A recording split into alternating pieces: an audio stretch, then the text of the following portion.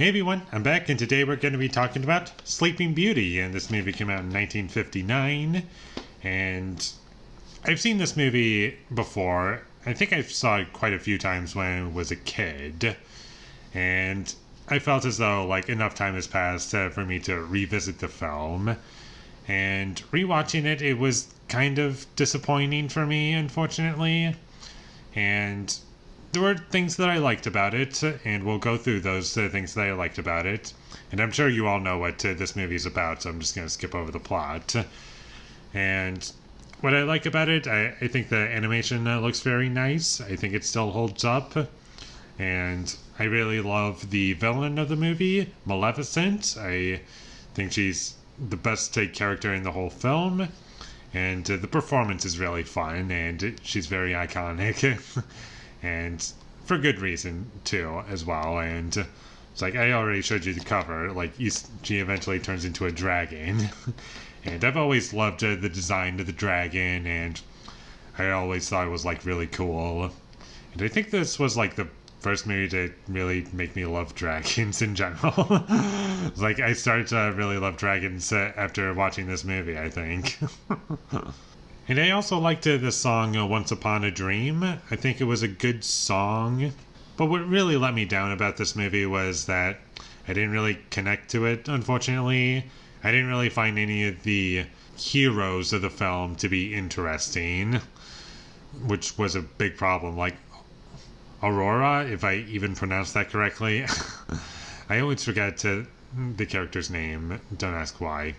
To me, she's not really an interesting character. And the relationship between her and Prince Philip, I felt was underdeveloped. And I really think that that could have been expanded on. And we could have gotten more from that, but we didn't. The fairy characters, I didn't really like all that much. They're well defined overall, but where I take issue with those characters is that they're a little too overpowered for the movie to have any real consequences, really, because they can just solve anything, and they don't seem to have any limit on their powers. And they say they can only do certain things, but you never really feel that while watching the movie. And because of those characters, it really just makes you wonder, can't you just fix all this? Why are you unable to overpower Maleficent? It just doesn't make any sense to me.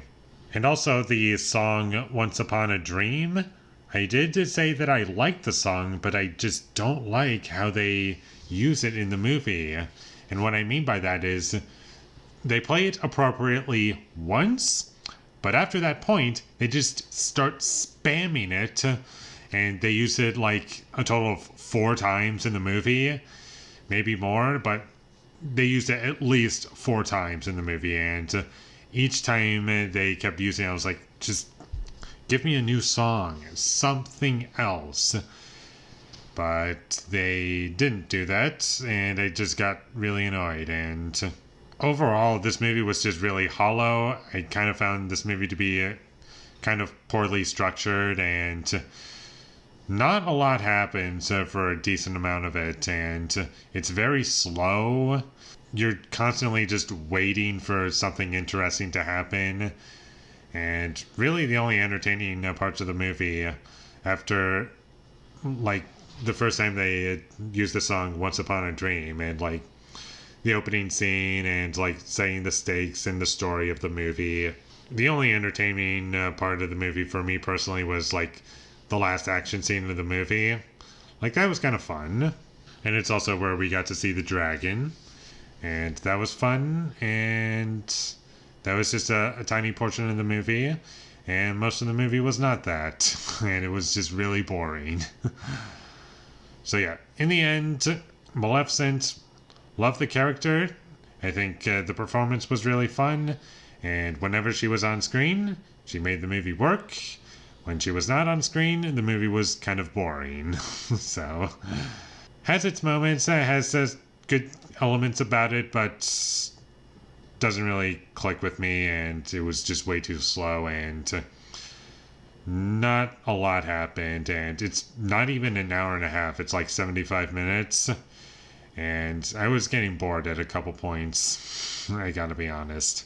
So unfortunately, I will never be watching this movie again. Not that it's a bad movie, it's just not a movie I feel as though deserves multiple viewings from me. So with all that being said, I'm going to give Sleeping Beauty a 5 out of 10. Thank you for watching my videos as always. If you enjoyed this review, be sure to leave a like and comment down below you thought of Sleeping Beauty, and my social media links, they will all be in the description, so follow me there.